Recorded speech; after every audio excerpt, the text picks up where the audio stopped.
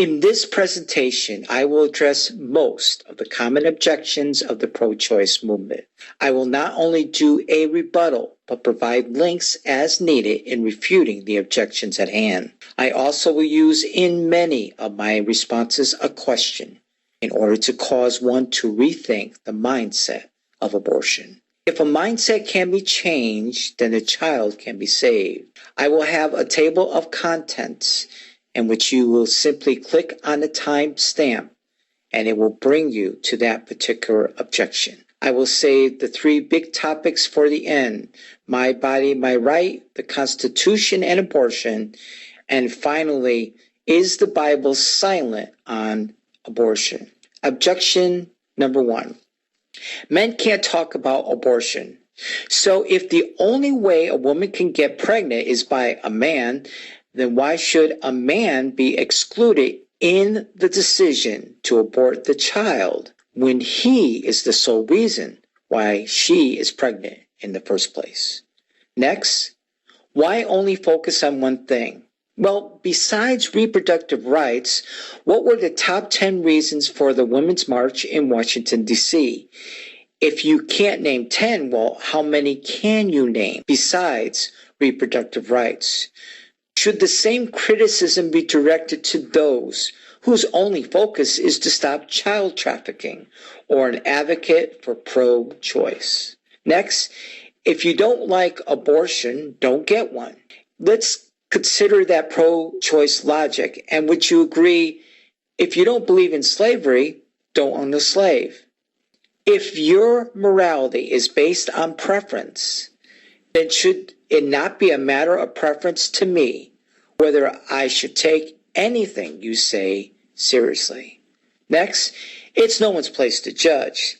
Since the Supreme Court has determined that the mother alone has the right to have an abortion at any time and for whatever reason she chooses, the court has in essence forced the mother to be a judge to whether the child is to live or die. Not only that, but can you name me any other kind of premeditated killing of an innocent human life that is backed by the United States government?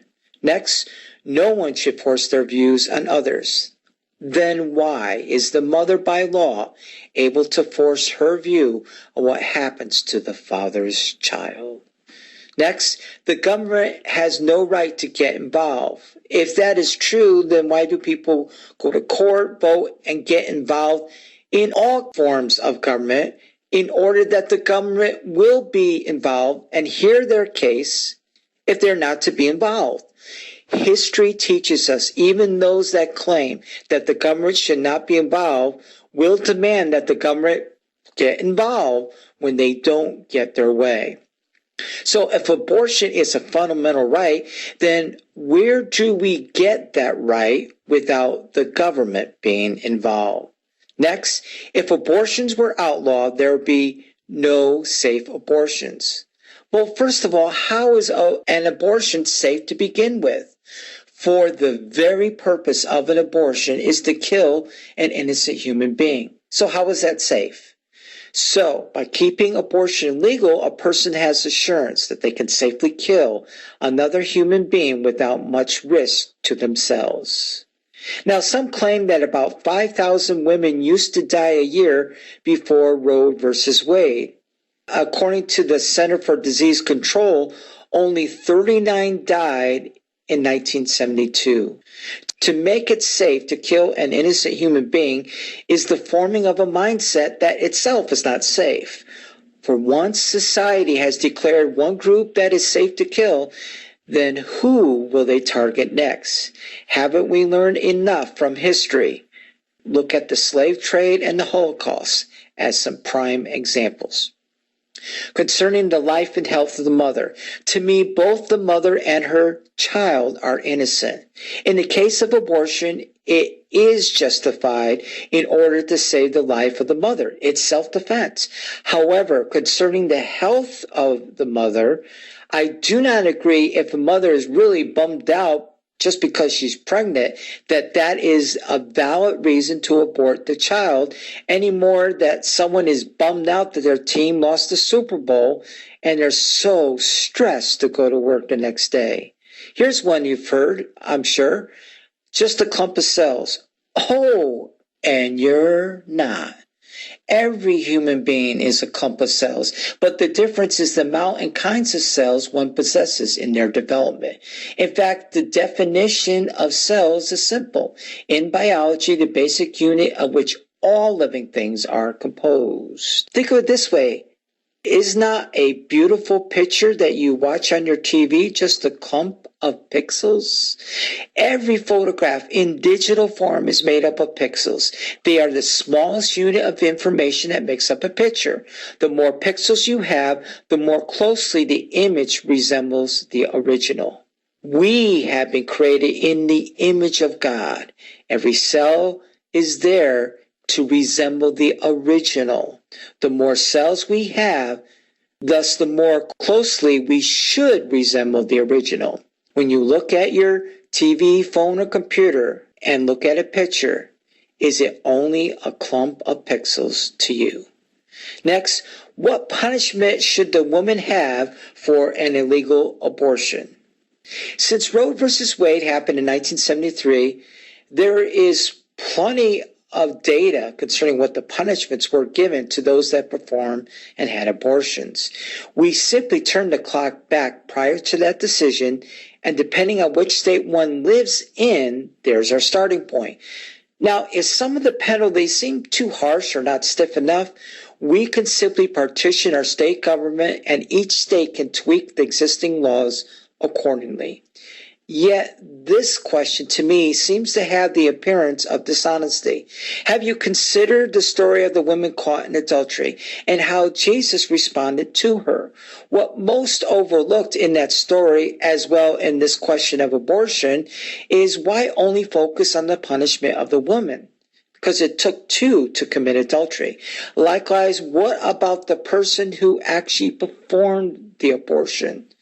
Remember, a woman may feel tremendous stress in this situation, and someone may convince her to have an abortion, in which later in life she may regret. Now, it appears in most states it was the person who performed the abortion and not the woman that faced jail time.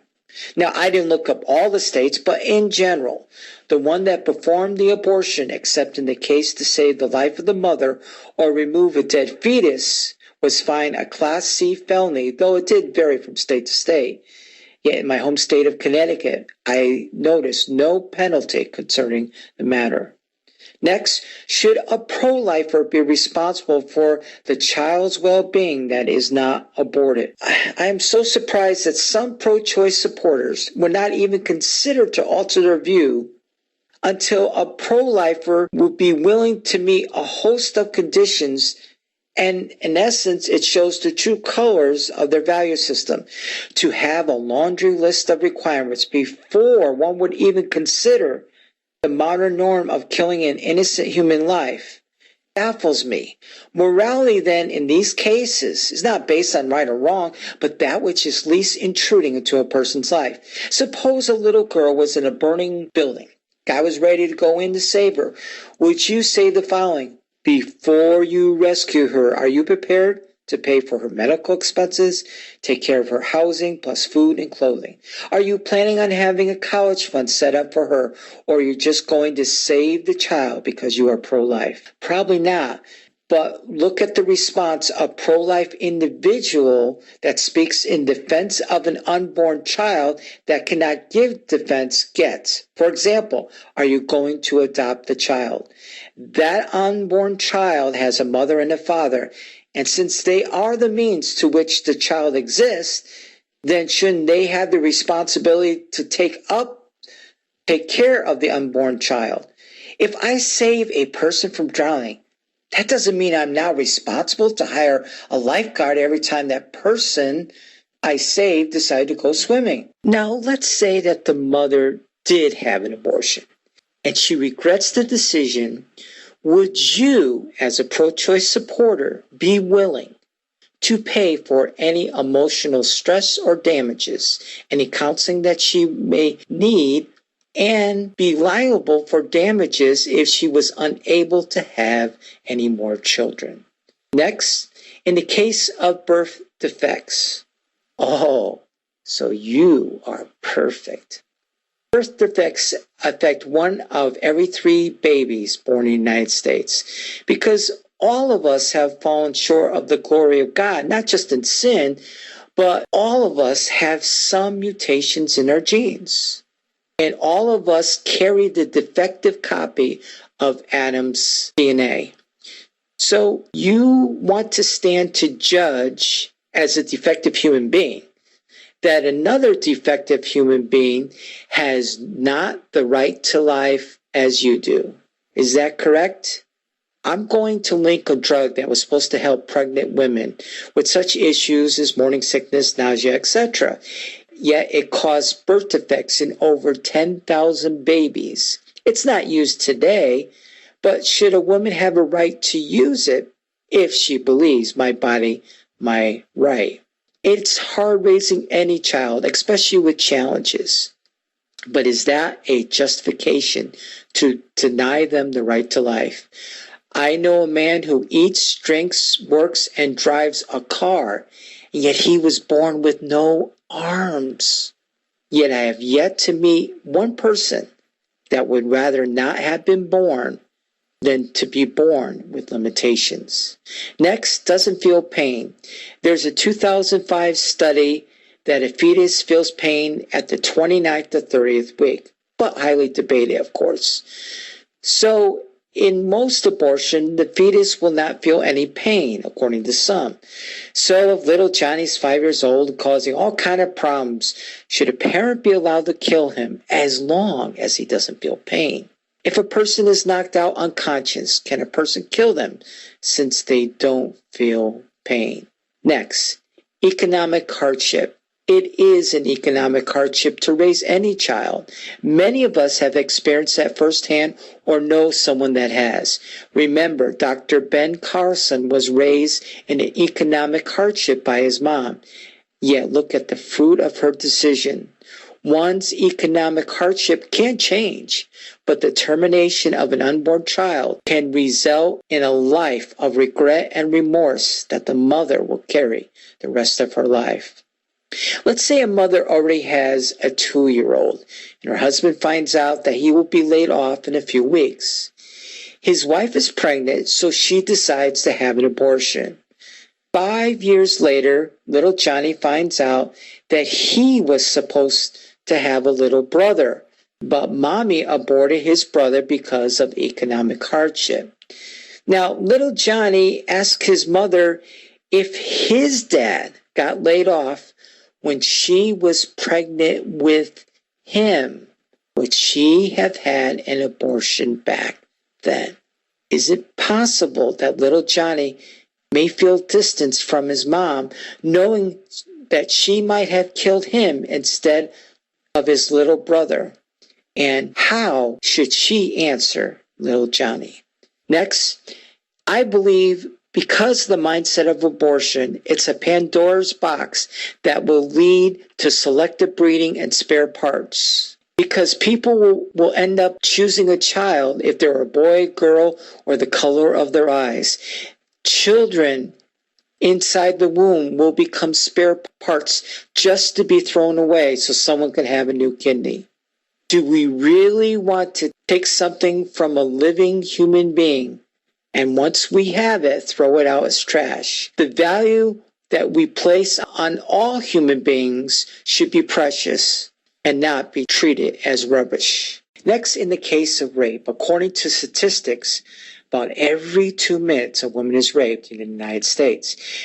Yet rape and incest account for less than 1% of all abortions in the United States, according to the New York Times.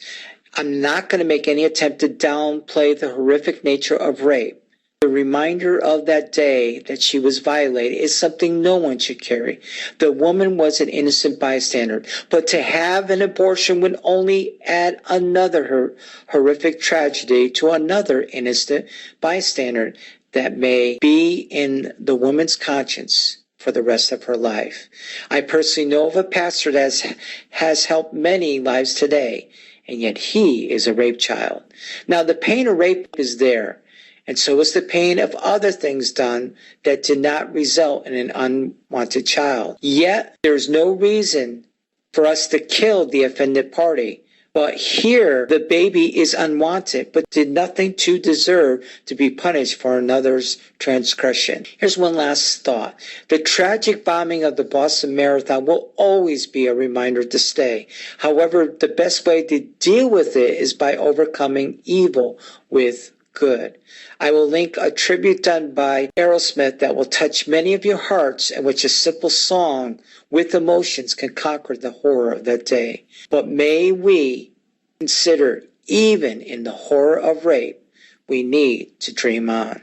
In the case of incest, it's closely related to rape, and though rape is the hardest to tackle, incest is not always force. But if you found out your 5-year-old nephew was the result of incest, should he be killed? Keep that in mind, because would you consider it if he was a week old and you found that out? And if not, then why support abortion when the child is still in the womb? Because he's still your nephew. In fact, the womb could actually be hostile, even though the baby is living in the United States. And yet the baby is in danger, even though the baby is so close to the mother's heart. Next, doesn't look like a person. I've seen a number of videos when they will show a picture of a baby a few months old and say, that's a person.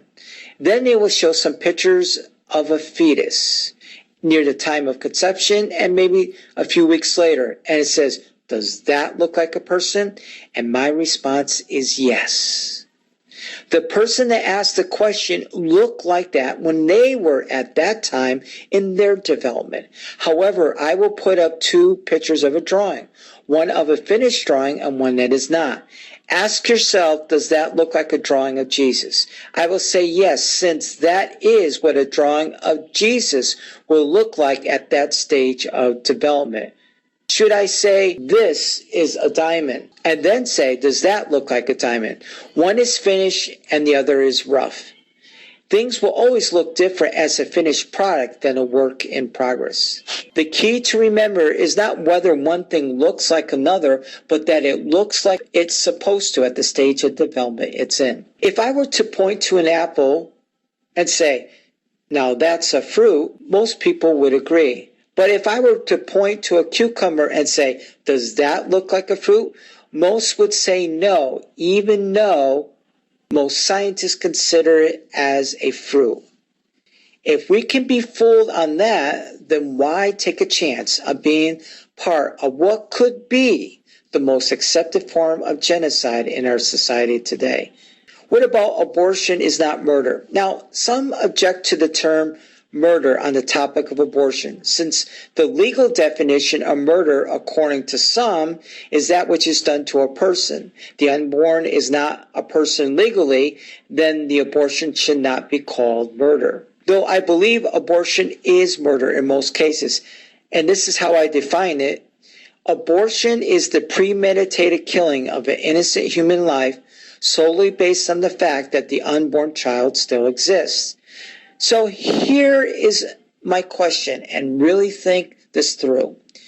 So the day before Roe versus Wade, was the legal term murder used when referring to an elective-induced abortion that was performed simply because the child was not wanted? Second, if the premeditated killing of an innocent human life solely based on the fact that the unborn child still exists is now legal, then how does that change the morality of the matter? Consider slavery in the United States. Was it morally just before it became illegal, or was it always morally wrong? So is morality based solely on what is legal, or is there another higher standard we should go by? Next, my body, my right. I first want to tackle the false notion that a person can do whatever they want with their own body. To the Christian, I don't see this as even up for debate. In the Phillips translation, 1 Corinthians 6:18 says, "Have ye forgotten that your body is the temple of the Holy Spirit, who lives in you, and that you are not the owner of your own body?" The Bible does not endorse my body, my right for any Christian, and there's no room in the scripture that you can consider the fetus as part of your body that could be destroyed as a God-given right. Most husbands would not do well by saying to their wife, "Hey, hon, I'm going to be back in a few hours. I got a girlfriend on the side, and she is so great in bed." Now, I'm just heeding what you said. You remember at the march? You have a right to do whatever you want with your body. So I'm just putting it to practice. What happens if you try deliberately to lie in court and if the judge finds out? What would happen? Or let's say you decided to press down on the accelerator with your foot and do 90 miles per hour in a 30-mile-an-hour zone. You get pulled over by the police and you say, "I can do whatever I want with my own body." There are consequences. Second, but really, how is it your own body, ladies? A woman makes eggs. The purpose of the egg is very different than all the other cells in her body. A woman's body automatically will surrender and give up its right to one and only cell in her body. That's her eggs. The egg will allow that which is not part of her body, a sperm, to interact with that cell that the woman's body gave up ownership to. As a sperm penetrates that one cell, there's a reaction that results in a new cell that neither a woman's body nor a man's body reproduces. That new cell is you when you were in your mother's womb. Now, it is impossible that the new cell existed as part of the woman's body, because a woman's body cannot produce a cell with a DNA that's different than its own. The same goes for the man. Not only that, but the cell will have many distinct features that are completely different than the mother's body. It will have its own DNA, blood type, fingerprints, etc. As the Bible states, the two shall become one. They are no longer twined, but one flesh. A husband and a wife come together and they become one flesh. But part of that desired outcome is the act of becoming one, literally producing something from the two individuals into a brand new flesh, otherwise known as a child. The womb is to be a safe haven or like an embassy for the unborn. Though it is in a foreign land, being the womb or the mother's body, it should be treated as a safe haven and should be protected under the care of its mother until the child is ready to leave. Here's a big one. It's a legal right. Basically, the court had determined that abortion is a constitutional right for 4 reasons. But before I tackle this, need to address, when does life begin? The court opinion states we need not resolve when life begins, since there's not a consensus when life begins in the respective fields of medicine, philosophy, and theology.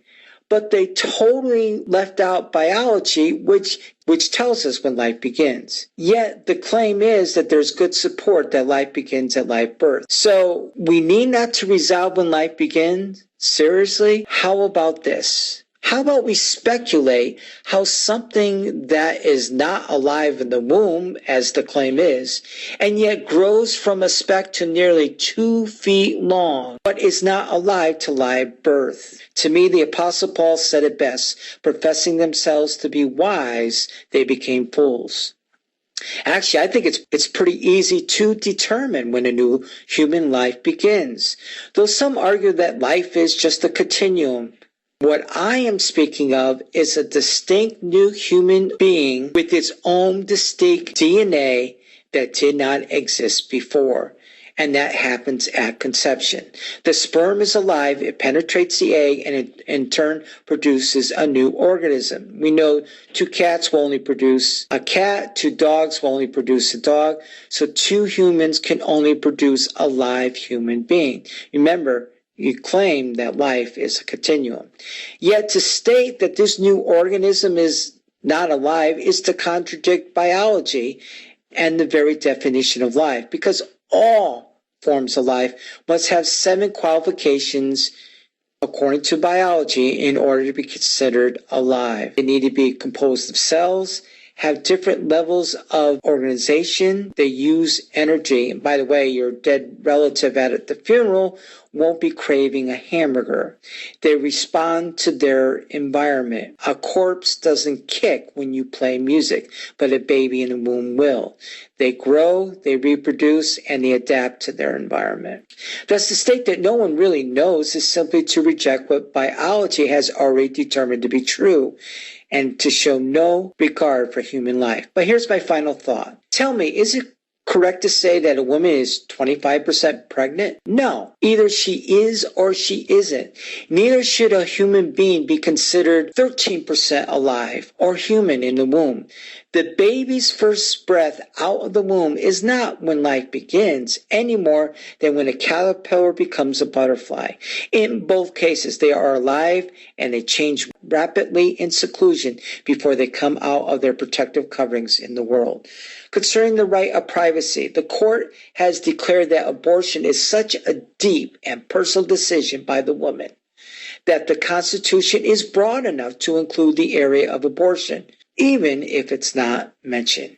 So can an abusive husband beat up his wife daily and claim, hey, that's my right to privacy? How is the premeditated killing of an innocent human life solely based on the fact that the unborn child still exists even found in the mindset of our founding fathers, who said that these truths are to be self-evident and all men are created equal and have rights?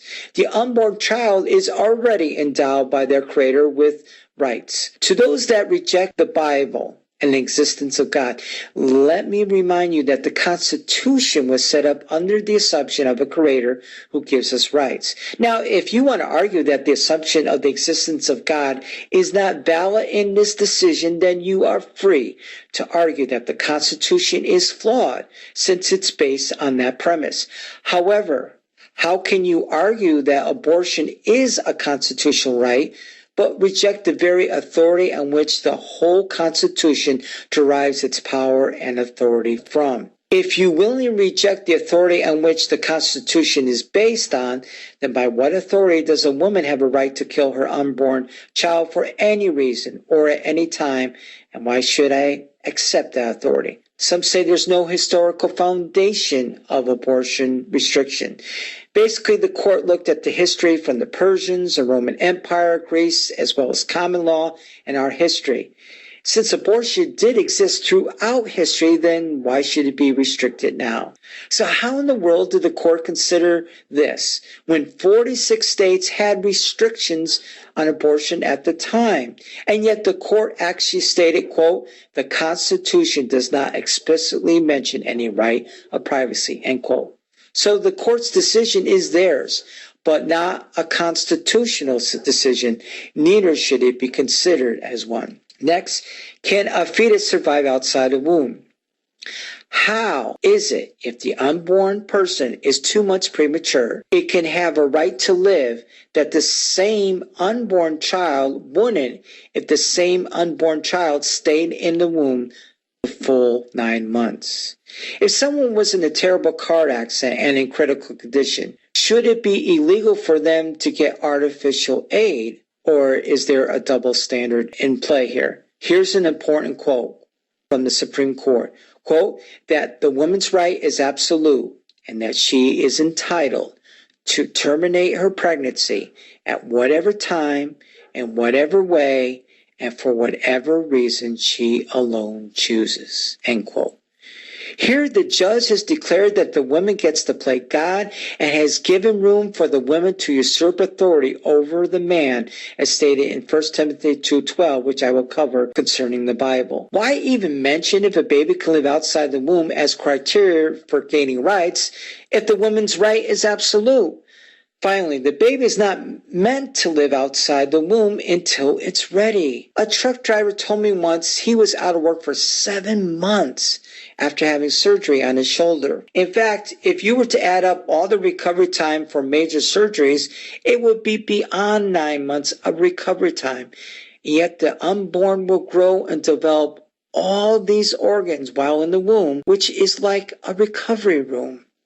Yet the audacity that we would treat a baby with such disrespect and say that unless it can survive outside the womb, it doesn't have rights as others who recover under the care of a doctor is just beyond me. Finally, what about those who are hooked up to a dialysis machine? Should those and others' right to life be taken away also? Hey, what would happen if you smash some bald eagle eggs and get caught? How's this? 1 year in prison and $100,000 fine for an individual. And a Florida land developing company was fined over $300,000. Finally, the last argument, only a person has rights. Yet, according to the dictionary, the definition of a person is a human being. Yet, when it comes to the topic of abortion, the definition is quite different. For if the court went by the definition that we use in a normal dictionary of human being, then the court could not allow the mother to kill her own child. So in turn, a legal definition of what a person is was developed. This is the core of the debate. For if the unborn is a person, then the case for women's right to kill her own child is no longer valid, according to the Supreme Court. If anyone can make up their own definition of personhood, then it leads to the question, why should any person accept it? I mean, after all, the Jews and blacks have been considered non-persons, and look what happened to them. This can also lead to deciding a certain class or type of human does not have rights. Yet in general, the majority of the pro-choice supporters would agree that once there is live birth, the child now has a right to life. And yet the definition of personhood is not set in stone, but will vary from person to person. So I will give 5 on the most popular qualifications for personhood according to pro-choice. It's consciousness, reasoning, self-motivation activity that's not generically motivated, to communicate with a number of different topics at once, and to be self-aware. Notice, there really is no convincing argument as to why one must function in all of these areas in order to have rights. If the right to life is based on some or all of these, then would you support the killing of a 6-month-old baby? And here's why. I will leave the proper links in the description to back up my points. Consciousness. Quote, it's well recognized that infants have no awareness of their own state, emotions, and motivations. End quote. Here's another one. All parents also notice an important change at around 2 years of age when the child manifests self-consciousness. Concerning reason, here's a couple quotes. At 6, but most likely 7 years old, they develop a conscience and are able to reason. Another quote, until then, enjoy your passionate 3-year-old and rest assured that understanding logical connections and family rules is a skill he will gradually sharpen over the next few years. Concerning some self-motivated activity that's not generically motivated. Come on, folks, even some teenagers are not at this stage yet. What about this one? To communicate with a number of different topics at once. Hey, I don't even need a source for this. Some adults can't even do that. And by the way, babies are not even saying their first words yet. Never mind a conversation of different topics at once. And finally, to be self-aware, which doesn't happen until 15 to 24 months. Quote, although a newborn lacks self-awareness. So out of these 5 qualifications, even a 6-month-old baby will not pass the test. Yet coming up to the final part of my presentation, I believe the scripture in Genesis 1:2 has meaning. And the earth was without form and void, and darkness was upon the face of the deep. And the Spirit of God moved upon the face of the waters. When we look at the issue of the child, it seems like as if they are without form and void. But notice that it's the Spirit of God that brings purpose and destiny even from the womb. So let's conclude concerning what the Bible has to say on this topic.